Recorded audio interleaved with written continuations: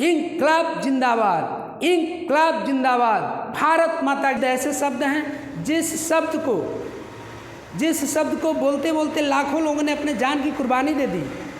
आज ये जो हम खुली हवा में सांस ले रहे हैं, जो आज़ादी का जश्न मना रहे हैं, ये आज़ादी ऐसे ही नहीं मिला। पीछे लाखों माताओं ने अपने बेटे को खोया है, लाखों पिता ने अपने बेटे को का अर्थी अपने कंधों पे ढोया है, लाखों बहनों ने अपने भाई का कलाई खोया है, तब जाकर के यह आज़ादी हमें मिला हुआ है। जिस उम्र में लोग अपने शौक़ पूरा करते हैं, जिस उम्र में लोग घूमते हैं, मौज मस्ती करते हैं, उस उम्र में कोई यदि अपने जान की बलिदान, अपने जान की आहुति इस देश के लिए देता है तो उससे बड़ा गौरव का बात कोई नहीं है। प्यारे साथियों, हमको उनको याद करना चाहिए, ऐसे लोगों को ज़रूर याद रखना चाहिए, इतिहास के पन्नों में हैं, उनको पढ़ना चाहिए, जानना चाहिए, और हम अपने देश के प्रति कैसे कृतज्ञता निभाते हैं, इनसे हमें कुछ प्रेरणा लेने की ज़रूरत है। प्यारे साथियों, मैं एक ऐसे बालक के विषय में बात करूंगा, एक ऐसे युवा के विषय में बात करूंगा जो मात्र 24 साल की उम्र में इस देश के लिए अपने आप को, इस देश के लिए फांसी के फंदों पे लटकना पसंद किया। लेकिन मैं बात करता हूं भगत सिंह की। प्यारे साथियों, 1907 में पैदा होते हैं 28 दिसंबर को, और कौन जानता था कि यह आज़ादी को ही अपना दुल्हन बना बैठेंगे और उस दुल्हन के लिए अपने जान का न्यौछावर कर देंगे। जालियांवाला बाग हत्याकांड आप सुने होंगे, जालियांवाला बाग हत्याकांड जो अमृतसर में घटित हुआ था, जिसमें हजारों निहत्थे भारतीयों पे अंग्रेज़ों ने गोली चलवा दिया था, लाशें बिछ गई थी। वहाँ एक कुआं था, कुएं में इतनी लाश थी कि कुएं का पानी लाल हो गया था, रक्त से लाल हो गया था। 1919 का बात है, और 1907 में जन्मा हुआ बालक जिसकी उम्र मात्र 12 वर्ष की रही होगी, वह जैसे ही इस घटना को सुनता है वह 40 किलोमीटर पैदल चल करके उस जालियांवाला बाग हत्याकांड की जगह को देखता है, और जब लाशें देखता है बिखरी हुई, उस सनी हुई मिट्टी को देखता है, तो उसके मन में देश के लिए एक ज्वाला फूटती है, एक उसके मन में इस देश के लिए एक नेतृत्व करने का क्षमता पैदा होता है। वह वहीं से ठान लेता है कि इस देश को मैं आज़ाद करा के रहूँगा, और वह फिर इस माँ भारती की सेवा करने के लिए चल पड़ता है। दो घटनाएं भगत सिंह के दिल को झकझोर दिया, और पहला तो जालियांवाला बाग हत्याकांड, जिसमें वह जब जाते हैं और देखते हैं कि लाशें बिछी हुई हैं और मिट्टी खून से रंगे हुए हैं, सने हुए हैं। और दूसरा कांड जानते हैं, साइमन कमीशन जब भारत आता है तो लाला लाजपत राय जब उसका विरोध करते हैं अपने कुछ समर्थकों के साथ, ब्रिटिश हुकूमत उनके ऊपर इतना लाठी गिरवाती है, इतना लाठियां चलाती हैं कि उस लाठी के चोट ने लाला लाजपत राय को मौत के मुंह में धकेल दिया, यानी उनकी मौत होती है। और यहाँ से दो घटनाएं जब यह घटित होती है, उस समय उम्र बहुत कम था इनका, भगत सिंह जी का, तो वह देखते हैं उनके मन में यह ज्वाला फूट उठती है इस देश के लिए कि इस देश के प्रति, अंग्रेज़ों के खिलाफ, साम्राज्यवाद के खिलाफ, और यह ज्वाला एक दिन बहुत विशाल आग का रूप लेती है।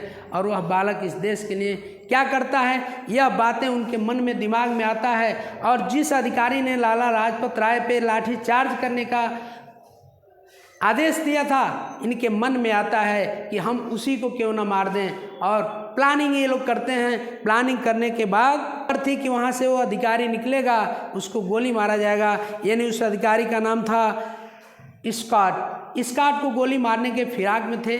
लेकिन सहायक पुलिस अधीक्षक जो जेपी सैंडर्स था, उसको चंद्रशेखर आज़ाद भी उसमें शामिल होते हैं, उनके सहयोग से उसको गोली मार देते हैं।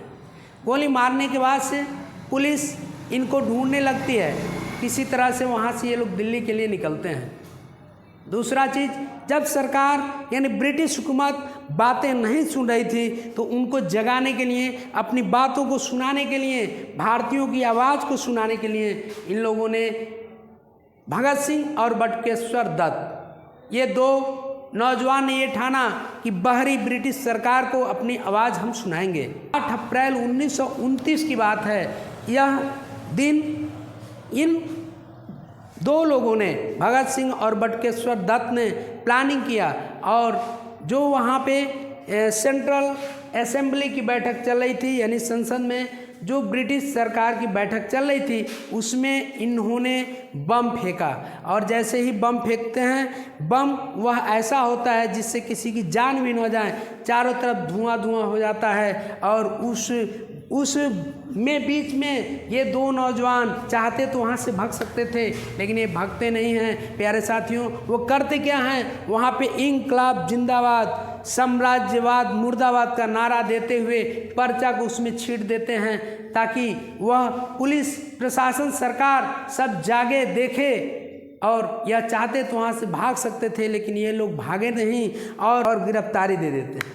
प्यारे साथियों, बात सिर्फ यहीं तक नहीं बनती है, जब ये लोग जेल में जाते हैं, अब यहाँ से आप देखेंगे कितनी मार्मिक घटना है, कितनी मार्मिक जो दृश्य है आपको देखेंगे कि कैसे भगत सिंह कठोर हृदय और देश के प्रति सच्चे सिपाही और देश के प्रति क्या निष्ठा थी, यहाँ से आपको देखने को मिलेगा। प्यारे साथियों, जब वो गिरफ्तार हो जाते हैं, जेल चले जाते हैं, लगभग 2 साल लाहौर जेल में बंद रहते हैं। 7 अक्टूबर 1930 को भगत सिंह, सुखदेव और राजगुरु, इन 3 लोगों को फांसी की सज़ा कोर्ट के द्वारा दिया जाता है, अदालत के द्वारा।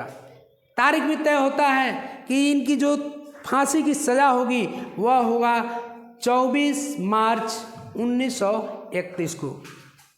लेकिन यह नौजवान थोड़ा भी खौफ नहीं, थोड़ा भी डर नहीं, थोड़ा भी सिकन नहीं चेहरे पे, शेर के जैसे जेल में भी रहे और जेल में रहते हुए भी इस देश को आज़ाद कराने में जो उनकी भूमिका होनी चाहिए थी वह उन्होंने निभाया। अपने लेखनी के माध्यम से, अपने लेख के माध्यम से जेल के अंदर भी देशभक्तों को इकट्ठा करते थे, देश के बाहर के लिए भी काम करते थे। ब्रिटिश हुकूमत को लगा कहीं न कहीं यह जेल के अंदर रहते हुए भी देश में अलग माहौल बना दिए। देश में राष्ट्रभक्तों की संख्या निरंतर बढ़ती जा रही थी और इनके प्रति प्रेम और अंग्रेज़ों के खिलाफ लोगों के अंदर गुस्सा भड़कता जा रहा था। अंग्रेज़ों को लगा कि शायद 24 मार्च को यदि फांसी दिया जाता है तो हो सकता है कि बहुत बड़ा कोई बवाल हो जाए, दंगा हो जाए। इससे बचने के लिए फांसी यदि 1 दिन पहले दी जाए तो शायद देश में दंगे न भड़कें। और हुआ भी यही।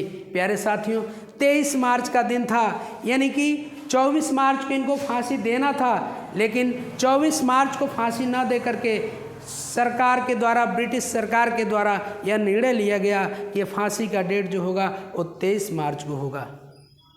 प्यारे मित्रों, 23 मार्च को जब फांसी का डेट हुआ फिक्स, यह बात सिर्फ और सिर्फ जेलर जानने और ऊपर से बैठे हुए जो अधिकारी आदेश दिए थे वो जान रहे थे। 23 मार्च की बात है। 23 मार्च का ऐसा मौसम भी बना था मानो प्रकृति भी इन शेरों के लिए रो रही थी। ये 3 जो शेर थे, भगत सिंह, राजगुरु और सुखदेव, इन तीनों के लिए उस दिन का मौसम भी बहुत अजीब था। रात में आंधी तूफान आता है, सुबह मौसम कुछ सही होता है। ऐसा लग रहा था जैसे प्रकृति भी इनके लिए रो रही है। एक मार्मिक घटना मैं बताऊं, जब यह 24 का डेट फिक्स हो गया था, उसकी माँ को भी यह खबर हुआ, उनके परिवार वाले को, पूरे देशवासियों को खबर हो गया मार्च को यानी भगत सिंह की फांसी दी जाएगी। तो उनकी माँ उनसे मिलने पहुंचती हैं। जैसे ही माँ मिलने वहाँ पहुंचती हैं, प्यारे साथियों, माँ होती है, मिलती हैं। भगत सिंह माँ के हाथों को पकड़ लेते हैं, माथे को चूमते हैं और मुस्कुराते हुए कहते हैं, माँ आप मुझसे एक वादा करो कि मैं जो वचन मांगूंगा उसे आप पूरा करेंगी। माँ कहती हैं, बोलो क्या बात है।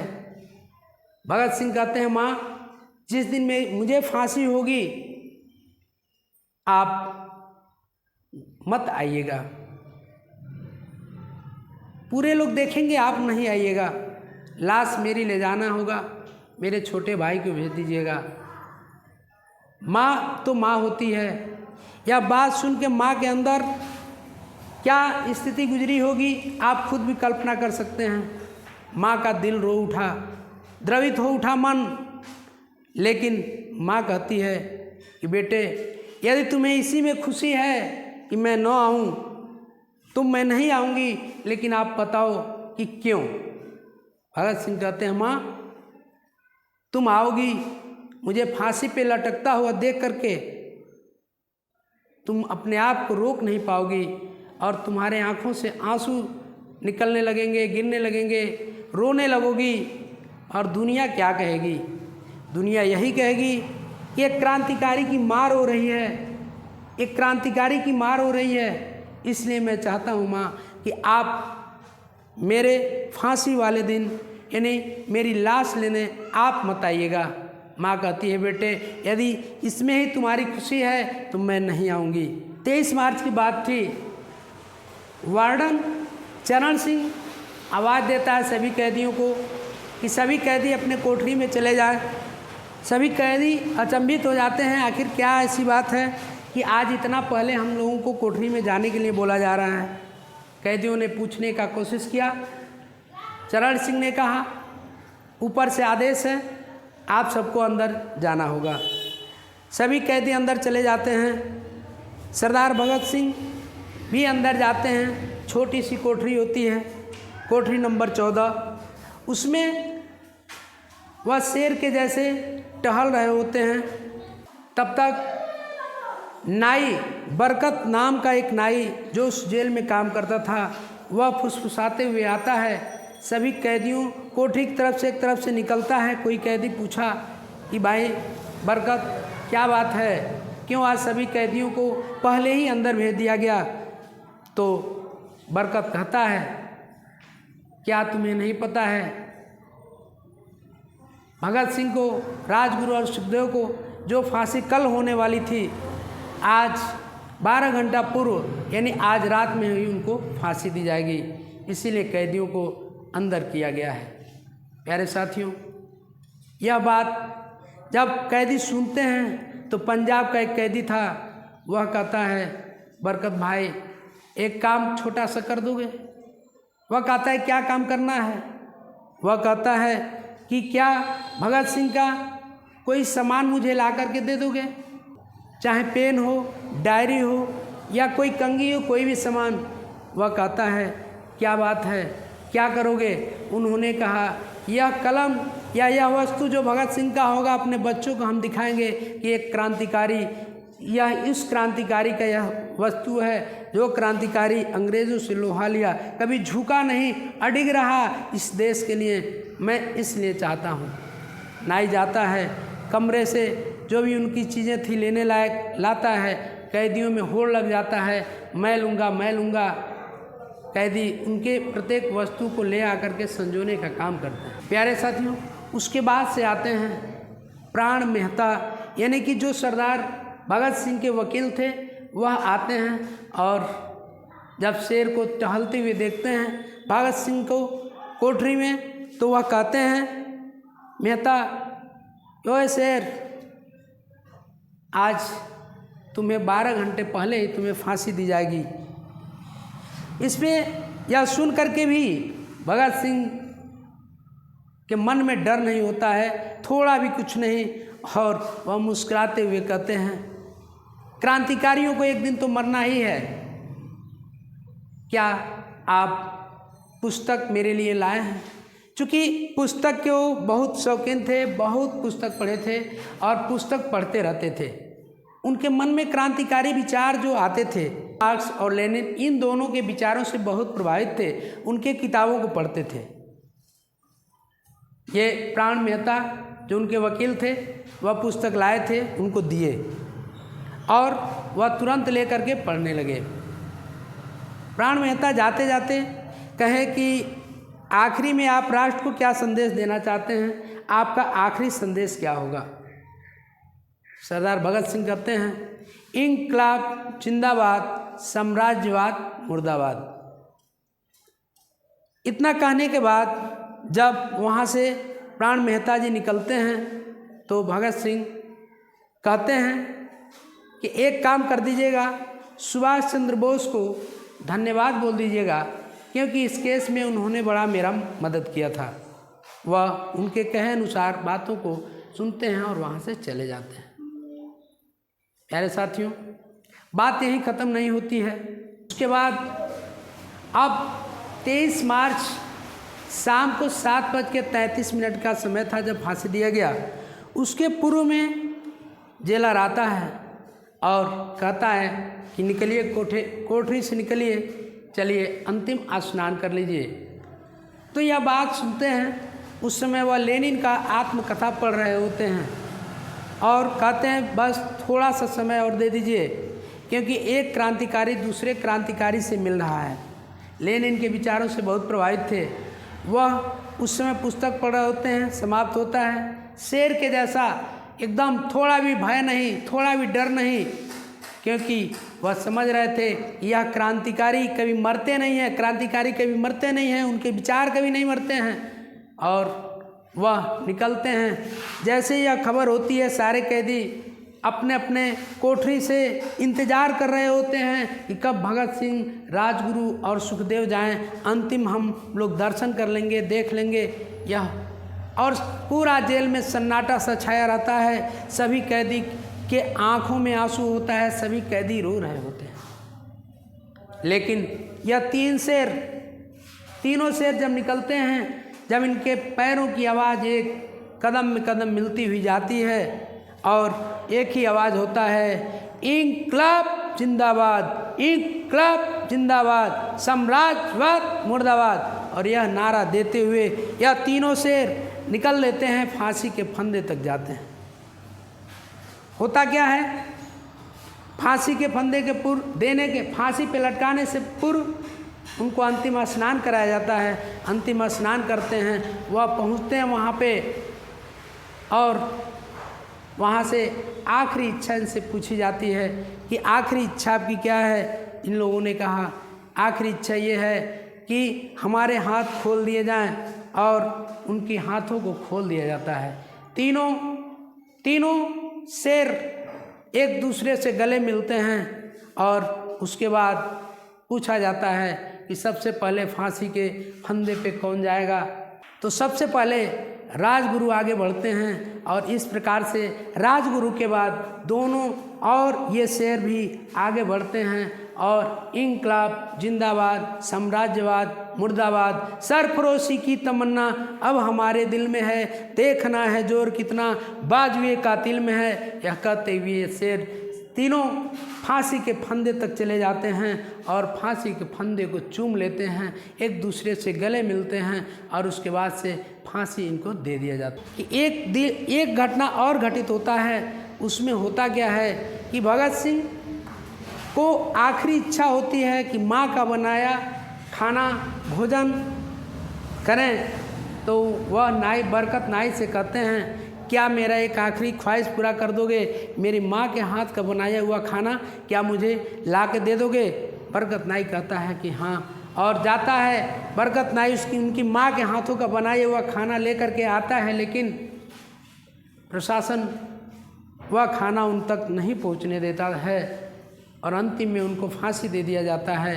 जो वार्डन था चरण सिंह, वह भी वहाँ से आने के बाद से ऐसा वर्णन आता है कि वह जाता है अपने कोठरी में और 1.5 घंटे तक लगभग वो रोता है, क्योंकि वह ऐसा अभी तक अपने जीवन में कभी बहुत लोगों को फांसी देते हुए देखा था, लेकिन ऐसा फांसी पे झूलते हुए किसी को नहीं देखा था और उसके भी आंखें द्रवित होती हैं। प्यारे साथियों, हमारे लिए एक प्रेरणा का स्रोत हैं। राष्ट्र के प्रति आपसे भी जितना हो सकता है राष्ट्र के प्रति समर्पित रहें, और राष्ट्र है तो हम हैं, देश है तो हम हैं। इसी के साथ मुझे आशा और विश्वास है कि ये वीडियो आपको अच्छा लगा होगा। यदि अच्छा लगा होगा तो प्लीज़ 1-2 लोगों को शेयर कर दीजिए, ताकि उनको भी ऐसे महापुरुषों के विषय में जानने का अवसर मिल सके। प्यारे साथियों, मिलते हैं नेक्स्ट वीडियो में। यह वीडियो कैसा लगा, इन पे हमको यह वीडियो कैसा बनाना चाहिए और किस महापुरुष पे बनाना चाहिए, इसको कमेंट करके ज़रूर आप लोग बताएंगे। मिलते हैं नेक्स्ट वीडियो में। जय हिंद, जय भारत।